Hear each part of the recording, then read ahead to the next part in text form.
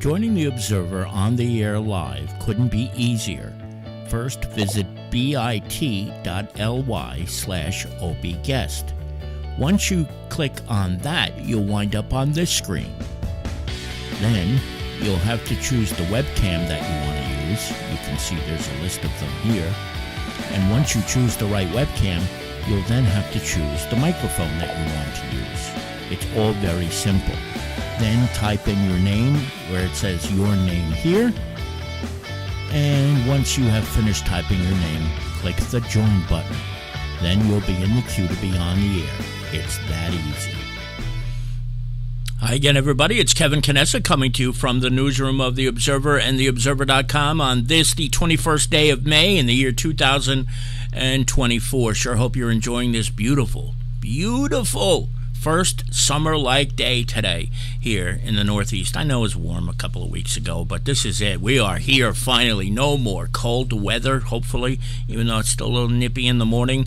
But what a gorgeous day today is so far. And as you do each and every Tuesday, you welcome me into your home so that I might bring you this week's edition of The Observer. But before we get into that, we have a few things that didn't make it into the paper this week. And before I do that, I will welcome in everybody who is watching us live, including Manny Ventoso, Carmen De Jesus, Melanie Ryan, and Bill Dow. So it's good to see all of you and everybody else who may be in the background as well. Now, you may have seen this last week because I broadcast this, and I'm going to do it again because this is too good for those who maybe didn't get a chance to see it. But Billy Erezuma is an East Newark police officer. He is a great cop. I've known him for a long time. And he got in on this epic wedding proposal with a guy he knows from East Newark. And he pulled off what I think was one of the better, more unique wedding proposals I've ever seen. So without any further ado and me babbling, I'm going to turn this over to Billy, who pulled over his friend and his fiancée. And the rest will explain itself. Take a look. I just looked over and saw him. How you doing, officer? Good evening, sir. How you doing? Just to let you know, I am audio and video recording this. Need license, reg, insurance, please. Yeah. So you are the registered owner to this vehicle, correct? Yeah. Yeah. Listen, when I ran your plate in the back, we have automatic plate readers in the vehicle, and a pin came up. So what I'm gonna need you to do is just step out. Listen, I see you have kids in the vehicle, so we're gonna try to resolve this as best we could. But there is a discrepancy. If you could just please step outside with me, sir. What I do? Well, the reason for the stop is, so right now, just try not to smile. This way, actually. So, I'm gonna pretend like I'm talking to you. She is videotaping us now. How you doing, ma'am? Listen, there was some discrepancies with Mr. Michael Farrier back there. Excuse me, Mike Farrier. I just wanted you to come over there. Oh my God! Oh my God.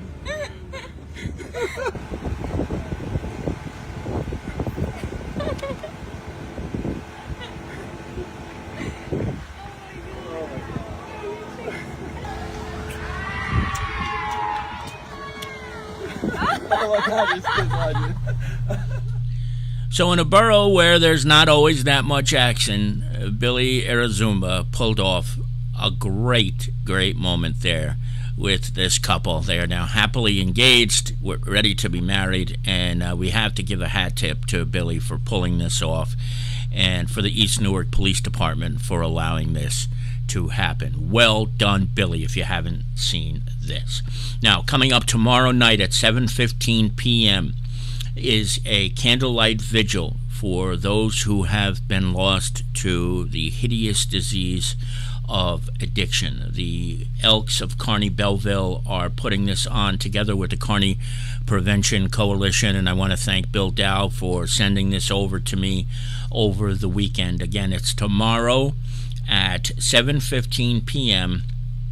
over at the Bicentennial Park, which is right next to Town Hall on Kearny Avenue. And this is always a very emotional day. It's a great visual and a reminder of all the people who have been lost to this disease. And there will be people who speak as well, and remembrance of all the lives that have been lost. And God knows we hear about it so often. So tomorrow night at 7:15, if you are available, I would highly recommend going over and doing this. This is one of the big things that the Elks does every year. They are an extremely active organization, the Kearny Belleville chapter and the Harrison East Newark chapter especially, that we know of on a personal basis. And Bill and Melanie, I'm sure, have been working very hard to pull this together for tomorrow with the Kearny Prevention Coalition, with Jack Corbett and his gang over there too, and Jen Collins. So if you have no plans, try to make it over there tomorrow night at 7:15 p.m. and that's when you will see this remarkable candlelight vigil that they have done before. So, but another fine example of how much the Elks are doing to make this town better each and every day. This photo that you see here comes to us from Mike Perrone. He is the president of the Belleville Historical Society. And over at Glendale Cemetery in Bloomfield, 5,000 people, 5,000 flags were planted, all at graves of people who have lost their lives in service to the United States of America. And this is just a stunning overview of all of the flags that were planted at this cemetery. And Mike Perrone and the Belleville Historical Society don't just plant it here at Glendale Cemetery. It's all over the place that they do this. But this is just one of the examples of how the Belleville Historical Society is out there in front and leading the way when it comes to remembering people who have lost their lives in the service to the United States of America. But look at that shot. I mean, it's just a sea of flags that youngsters put out, and they will be there through Memorial Day weekend, I'm sure longer than that as well. But a tremendous sight that you see right here.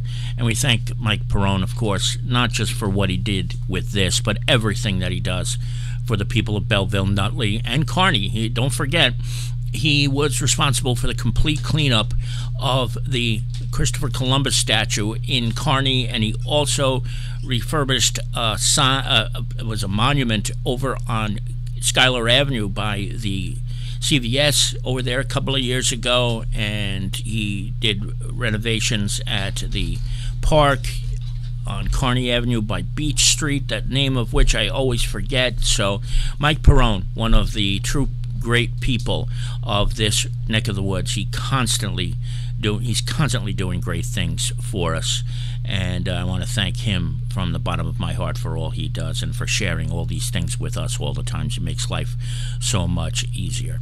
I want to now welcome in Billy Scarterfield, who is out in Arizona, just had hip replacement surgery, and he tells us right now his new hip is outstanding, and I'm so glad to hear that, Billy.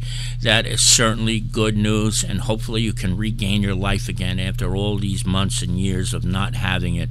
So it's really good news indeed to hear that.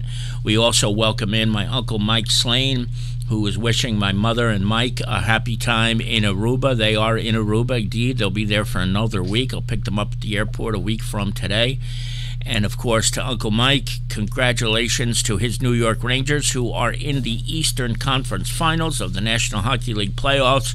They host the Florida Panthers tomorrow night at Madison Square Garden at 8 p.m. on ESPN. If you have about $20,000 to spare, you could probably get yourself a seat somewhere in there. The seats are through the roof on the secondary market. It is just obscene what is going on the secondary market for the National Hockey League and the National Basketball Association. But as much as I dislike the Rangers, for my uncle's sake, I hope they win the damn Stanley Cup. And so far, there are no signs that they won't. Welcome in also Larry Hanlon, who is watching us from somewhere in the area. Larry, good to see you too. And John Drimkowski over in North Arlington. Good to see you, John, too. Thank you all for popping on and joining us today. I really appreciate it. You could be doing just about anything, but you're here instead. Now, this story here comes to us from Scott Macfie, who is the new chief of police of the Kearny Police Department. You know, he took over on May 1st when George King retired. So a couple of days ago, he calls me and he says, "You're not going to believe this story. This woman from Nutley found my father's ID tag, and she wants to return it to me." And I just thought, oh my God, this is just as good as it gets when something like this happens. Well, what it turns out is, for years, her dad unfortunately died in 2021. She has been trying to find somebody with the name Macfie who had a connection to Kearny, because on the tag it said 39 John Street, which was where Mr. Macfie used to live. And unfortunately, whenever she would search, she never found anything. But lo and behold, 2 editions ago, Scott was on the front page of the Observer, having become the new chief, and we had his picture up there with his wife and a few other pictures as well. And a couple of days after we post, but this time she gets a different result, and it's from the Observer, which covers Nutley, and she's read, and she's written a story for the Observer way back when, 20 years ago, because she used to be on the NAVS, the North Arlington Volunteer Emergency Rescue Squad, right? So how about that? I mean, it is just unbelievable. So she does this. She finds Scott, and she's able to return his ID tags, which were lost sometime between 1974 and 1985 at our best estimate. So they've been missing for 50 to 40 years, okay? Give or take a year or two. Now, the coincidences don't end there. The fact that you're not going to believe where the tags were. Rhonda moved into a house that Scott's family used to live in West Milford. And not only did she move into this house where Scott's family used to live, the bedroom that she took over was the same bedroom that was Scott's before he moved back to Kearny with his mom. So there's that coincidence. 39 John Street, where Mr. Macfie, Thomas Macfie, used to live, is now occupied by a relative of Kearny Councilwoman Mary Trine DeCastro. So there are all these ridiculous coincidences. Thomas Macfie eventually moved to the town of Wayne. And don't you know, Rhonda Frob also lived in Wayne on the exact same street. Not the same building, not the same apartments that Thomas Macfie moved into after he left West Milford. The connections were beyond ridiculous. So much so that if you were to take this and make a fiction, write this as fiction, it would have been so ridiculous that I think most people who are book editors would probably have turned it away and said, this is too far-fetched, there's no way. But the reality is, all of this actually happened. It actually happened. So it's one of the best and most enjoyable stories that I've ever had a connection to. From a feel-good standpoint, I hope you'll read it. And just remember, when you read this, you're going to think like so much of this is BS, but it's not. It all legitimately happened. And a couple of weeks ago, Rhonda Frob came over to Kearny Police Headquarters, and she returned the tag to Scott that belonged to his father, Thomas. And he's no longer with us either. So amazing way that this all came full circle. Rhonda's connection to North Arlington and Nutley and Kearny and being on the emergency rescue squad, you just cannot beat it. So I really had a blast getting a chance to research the story. And to Scott, thank you for telling us about it. This could have been something you wanted to keep private. It's a time where you reconnect with your dad, who's no longer with us, and Rhonda's father, who is no longer with us. But the fact that you shared it with us is just great, and I'm so glad I was able to have a part in this and be able to bring it to all the people of this area, and not just Kearny, because this was one that's worth reading no matter where you all live. Now, there's a couple of things in the chat. Larry Hanlon wants to know if there'll be a debate for the 3rd Ward, perhaps maybe in November, not for the primary. don't have the time for it to do on a ward by ward basis, Larry. Unfortunately, we basically limited it to mayoral races, because if we do it for one council race, we're going to have to do it for every council race, and I don't have the resources for it. Perhaps when we get to the November portion of the election, once a winner of the primary on the Democrat side is over, and then there's a Republican candidate, we don't know if there'll be a independent or non-affiliated candidate running. We'll see about it then, but for a primary, it's just too much for a single race, and there are so many other races that we haven't done it for. It wouldn't be fair to them. Adam Ginsburg has been asking about the increased flights over our homes. I hear it every night. It's all the flight patterns are all dictated by the weather. That's the only thing that I know with 100% certainty. So it depends on which way the winds are blowing, what the cloud cover is. So the takeoffs have been coming from the south to the north, and they've been flying over homes in Harrison and Kearny. But the only thing I can tell you is that it's been dictated by the weather. Most of the time, it's better when they're landing and they're going from the north to the south, and they're over the Schuyler Avenue corridor, over the Meadowlands. But there are times where the planes cannot take off to the south because of the way the winds are blowing and the cloud cover is and things of that nature. So whatever the conditions have been over these last couple of weeks, and why there's so much noise of them flying over, is based on the weather. Unless something else has changed, but I can't imagine that there would be any other reason why they would change them. There was a time where they were trying to limit the number of planes that flew over homes. They are supposed to throttle back, I know, when they get to a certain altitude and when they get to a certain number of homes that they're flying over. I don't think that's happening, because you can tell that when the planes that Adam has mentioned are taking off, these things are at full throttle. And even though some of these new 737s, A321s are smaller and have less powerful engines, they're still damn noisy. And that doesn't take into account when a 777 or a 787 or a 747 takes off. Forget about it. The noise is doubled in some cases, especially because they're, on the 747 there are 4 engines. So, Adam, the best I can tell you, that from the knowledge that I have, is that it's based on the weather. It's not every day, but it's on days where the weather pattern dictates it. They have to take off flying north. Truth of the matter is, it's better when they take off going to the south.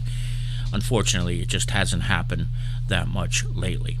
Oh, before I go on to the next story, too, I got to show you this. This is unbelievable. This is some of the work that Manny Ventoso did for me in my new apartment. I am moving back to Kearny on the 15th of June.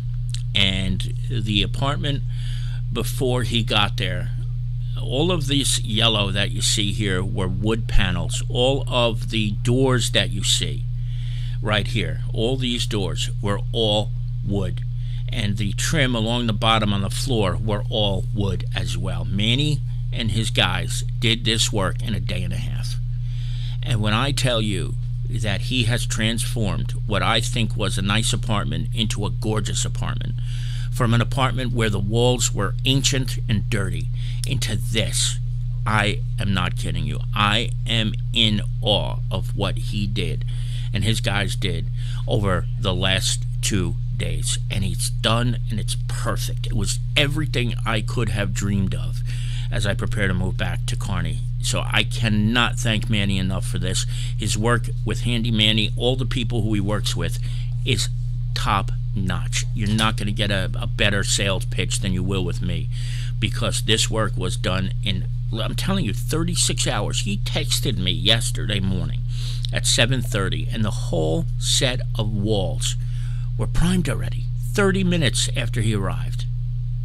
And the beauty of this apartment, Bill Scarterfield, it is on the first floor. It doesn't require any steps. It is ground level, I should say. I guess it's a basement, but it is perfect. I don't have to climb any stairs anymore. Can walk right in. And the work that Manny did here is just nothing short of epic. So Manny, thank you so much. I'm sorry it took me so long to remember to get to this. I was going to get to it eventually, but this was probably the most important thing that I had a chance to talk about today, because it's just beautiful craftsmanship. It's a work of art. It really is. One trip shopping. Billy, you know it, because Bill knows that when I buy groceries, usually it's one trip or it doesn't happen. Up the stairs and in. And I'm not doing 2 trips, but luckily I don't have to worry about that ever again, hopefully, for the rest of my life. In Nutley, John Kelly is the new mayor. He won the commissioner's race in a 7-way race for 5 seats, and he had the most votes. In Nutley, the commissioner who gets the most votes becomes the mayor, and then the rest will serve as commissioner. So John Kelly is going to replace Joe Scarfield, Joe Scarpelli, who was the current mayor, and we congratulate them. It was a very tight race. Maria Hamlin came in at 6th place by just a couple of votes shy. But it's like 120 votes shy in a town like Nutley. That's a very tight race. We wish her all the best. She ran a good race, and so did all the rest of the commissioners. Tremendous work there. And then in Belleville, we have the results from the 4 council races too, so I hope you'll check that out as well. This is important. If you are a parent in the town of Kearny, the uniform exchange is open already for the 2024-2025 school year. Now, the 2 QR codes that you see in this week's edition of The Observer, and if you're watching this now, you can pause the video even at this moment, and the first QR code you scan will be for the pre-K through grade 6, and the second one toward the right-hand side of the page is for grade 7 through 12. You register there. These uniforms are gently, lightly used. They're all laundered by Super Laundromat with the Santos brothers, Danny and George, who do a phenomenal job. They're a part of this group that Jenny Paz is involved with, the PBA is involved with, the FMBA, Mina Claudius, Juan Barroso Jr. This is a wonderful service for parents. You know, your school uniforms can be expensive, and kids grow out of them. So why do you need to go and buy these expensive shirts when you can get them so much cheaper? It's a great thing that they do, really, in Kearny to do this. So it's open and it's ready to go, and they're going to have a couple of distribution dates over at Arlington Depot Park. I know Deputy Mayor Melanie Ryan has had a big part in securing that location, so I want to give her a pat on the back as well for all the great work that everybody involved at this program do. And Larry just said it himself. It's a great program. It really is, and it makes it so much easier for parents, especially those who are struggling. And it's one less needed expense that parents have to worry about come September. The new Denizens Bistro is open. I haven't been there yet, but I'm telling you, this place looks like it's in Midtown Manhattan. You would never know it was the old Connolly's on Kearny Avenue. That's no shot to the Connolly's either, but the difference between what that was and what it is now is just tremendous.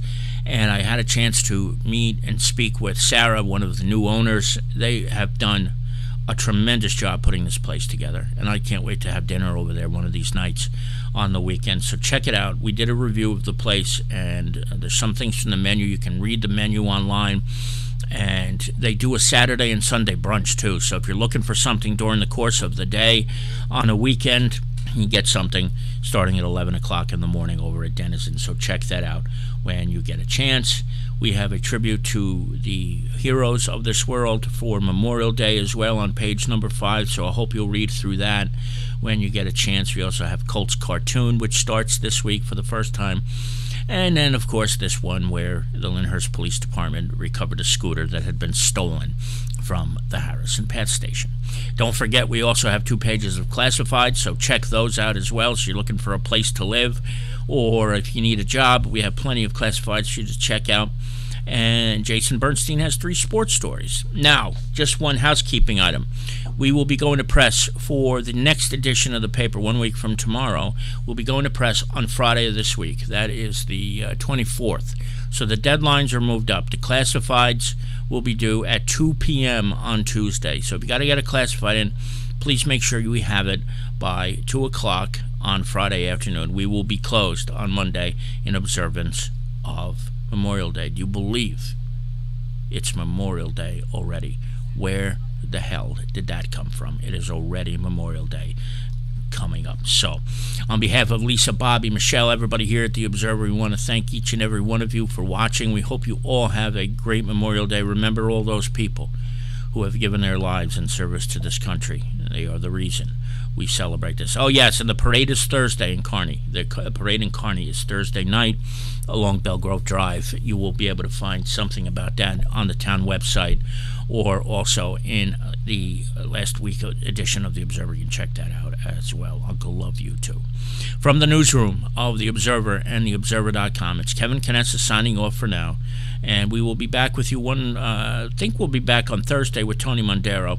And then if we are not back then, we will see you 1 week from today. Take care, everybody. Bye-bye.